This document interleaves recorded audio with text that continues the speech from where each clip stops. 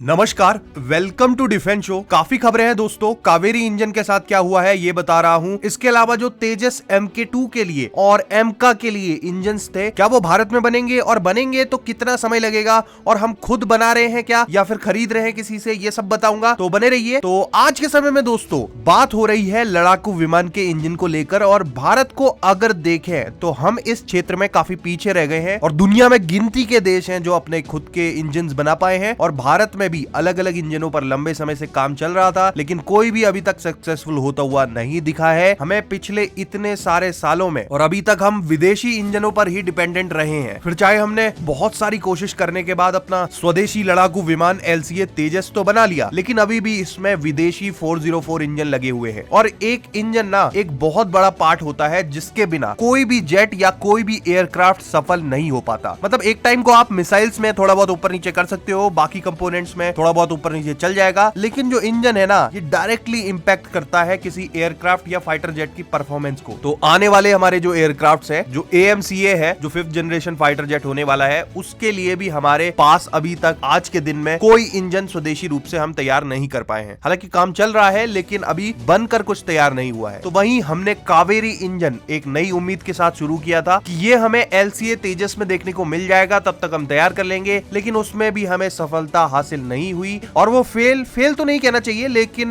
पूरी तरह से वो काम हमें नहीं दे पाया था जो हम उस इंजन से लेना चाहते थे LCA तेजस को उड़ाने के लिए। लेकिन उसके बाद हालांकि भारत में कावेरी इंजन को पूरी तरह बंद नहीं किया हमने, उससे ही डेरिवेट करके एक और इंजन पर काम शुरू कर दिया था, मैंने आपको बताया भी था। और कावेरी का एक डेरिवेटिव इंजन है, तो खबर है कि DRDO ने बड़े स्टेप्स लेते हुए इस डेरिवेटिव इंजन को रिवैम्प किया है। और अब ये ना ऐसा नहीं है कि ये एयरक्राफ्ट वाला इंजन हम फिर से डेवलप करेंगे या इस तरह का, ये इंजन यूज होने वाला है हमारी जो वेसल्स है, हमारी जो बेसिकली ये मरीन इंजन रहने वाला है एयरक्राफ्ट के बजाय। लेकिन जो इंजन की बात मैं कर रहा हूं वो एक अलग ही बात हो रही है। जी हाँ, यहाँ पर बात हो रही है जनरल इलेक्ट्रॉनिक्स के 414 इंजन की। ये एक अमेरिकन कंपनी का इंजन है। अब आप कहेंगे फिर वही बात, अमेरिकन कंपनी का इंजन तो इसमें कौन सी बड़ी बात है, ये तो हम पहले भी यूज कर रहे हैं। नहीं, इस बार इंजन ही नहीं खरीदेंगे हम, बल्कि इनसे इंजन की टेक्नोलॉजी भी साथ में लेने वाले हैं। हाँ, ये कोई सिर्फ इंजन डील नहीं हुई है, ये एक ट्रांसफर ऑफ टेक्नोलॉजी डील होने वाली है, और ये रिसेंटली बनती हुई नजर आ रही है। ऑफिशियल्स की माने तो आने वाले 1 से 2 महीनों के अंदर अंदर टेक्नोलॉजी ट्रांसफर पर समझौता होने वाला है। और दोस्तों ये आप लंबे समय तक सुनते आ रहे होंगे, क्योंकि ये जो टेक्नोलॉजी ट्रांसफर वाला मुद्दा है ये 2012 से ही चलता आ रहा है, और होते होते इसमें इतनी लेट हो गई है। क्योंकि इंडिया में हम कंफ्यूजन में भी थे कि एक तरफ हम अपना स्वदेशी इंजन तो बना ही रहे थे, दूसरी तरफ फ्रांस से बात चल रही थी, और साथ में बहुत सारे कंफ्यूजन हो जाते हैं। तो